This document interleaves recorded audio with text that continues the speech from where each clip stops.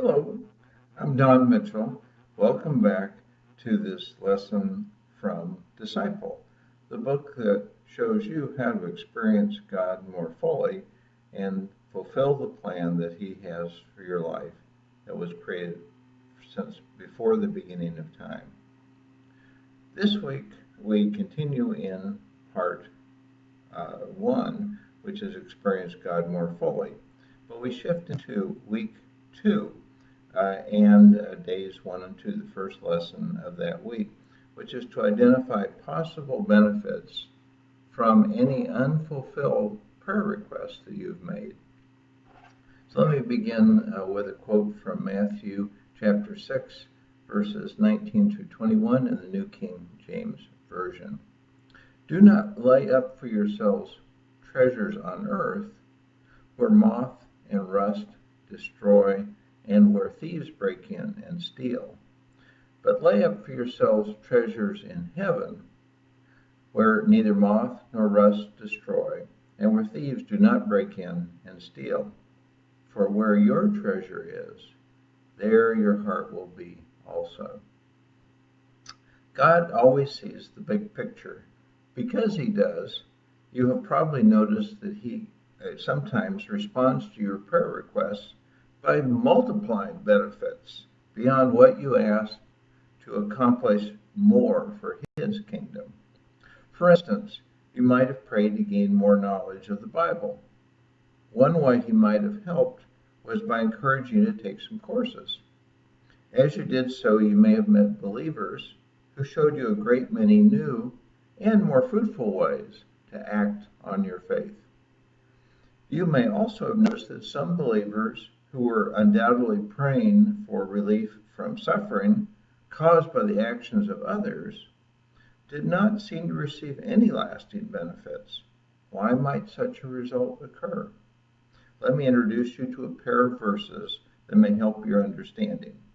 And I quote from Matthew chapter 5, verses 11 and 12 in the New King James Version. Blessed are you when they revile and persecute you, and say all kinds of evil against you falsely for my sake. Rejoice and be exceedingly glad, for great is your reward in heaven. For so they persecuted the prophets who were before you.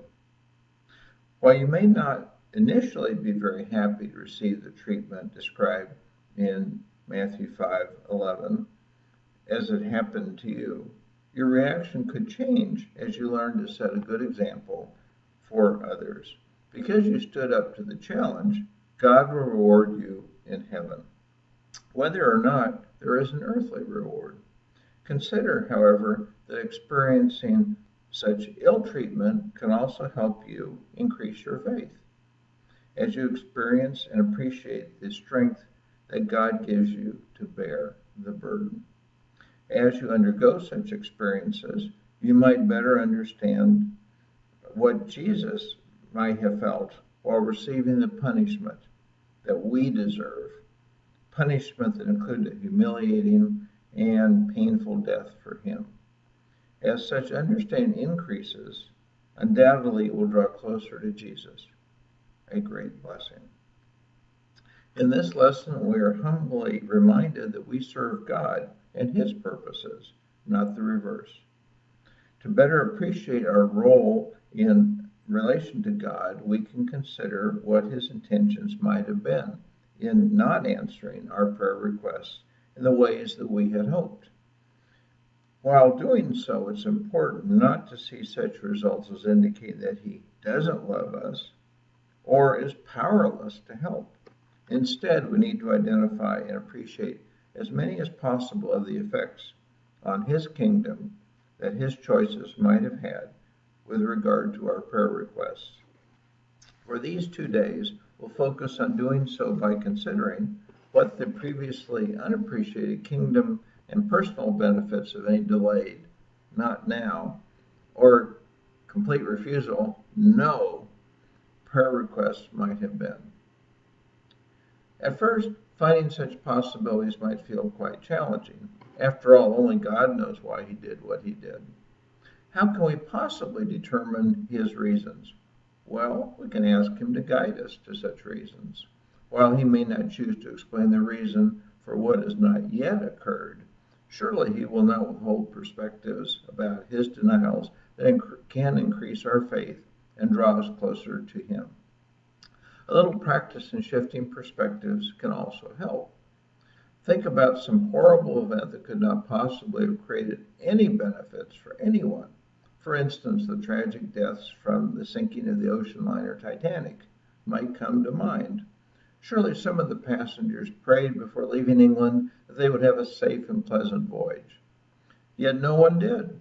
I often imagine passengers and crew drowning in the dark, icy waters of the North Atlantic. Many lives were lost that could have been saved if sufficient lifeboats had been present, boarded, and launched in a timely manner. Let's look at some positive consequences of the sinking. As an example, this tragedy did a great deal to cause nations to require the ships carry sufficient lifeboats for all passengers and crew, and that the crew do more to keep passengers safe. As a result, how many lives have been extended since then for people who became born again after surviving a sinking? How many other believers have not perished in ship accidents and then used the rest of their lives to act more faithfully to increase and improve God's kingdom? Surely these life extensions serve God's purposes in at least some ways. While it can be harder to imagine any personal benefits, one possibility is that at least a few of those who died in the sinking had been harming others and wouldn't have stopped doing so. If that possibility is true, then some survivors and those who had been affected by the wrongdoers, but who were not on board, could have gained some personal benefits. One way to gather personal insights into God's purposes is to ask, what's good about what happened? While at first you may think of nothing, eventually the Holy Spirit may reveal something important to you. Listed below are some questions that may help you to consider how your unfulfilled prayer requests could actually have brought kingdom and personal benefits for some. Ask these questions about each of your unfilled prayer requests and note the answers in your disciple journal. First, what's good about the results of God not having provided what I prayed for that was intended to help others? Second, what's good about the results of God not having provided what I prayed for what was intended to help me? 3, what kingdom benefits might have been created as a result? 4, what personal benefits for others might have been experienced? 5th, what personal benefits for me might have been created? And finally, what beneficial opportunities became available that someone else could have engaged in but didn't? Let me also now give you your memory verse for this week. Lay up for yourselves treasures in heaven, which comes from Matthew chapter 6, verse 20, New King James Version. So thank you for listening. Goodbye for now, and I hope this lesson has been a great blessing to you. Take care.